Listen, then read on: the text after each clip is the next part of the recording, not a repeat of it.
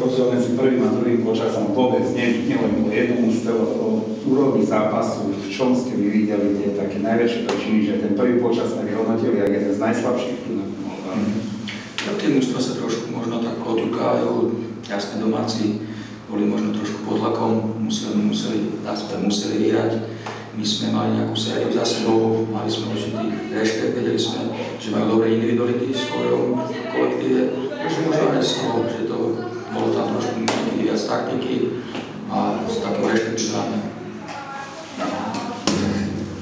No tiež ako myslím, že presne z toho dôvodu, že trošku nás zväzovala tá opatrnosť, aby sme nevystrojili nejakú chybu, že otvoríme priestor, pretože Rimavskej som na týždeň videl a viem, že vedia hneď okamžite do toho priestoru vyraziť a sú nepríjemní.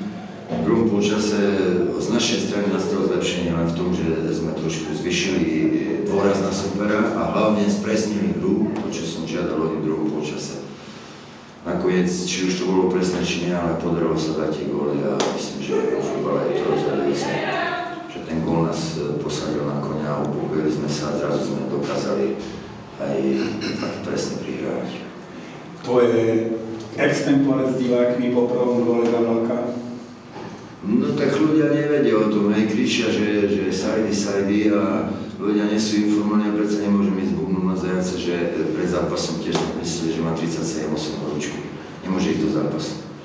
No, nechceli sme akože, možno, že to bola chyba, nemali sme dať na lavičku, ale on hovoril, že keď bude treba pôjde aspoň 10 minút. Tak sme si ho tam nechali, no ale potom ma to vytočilo, že ľudia to nevedia a kričia niečo a dokonca začnú uražiť, takže to nie je príjemné.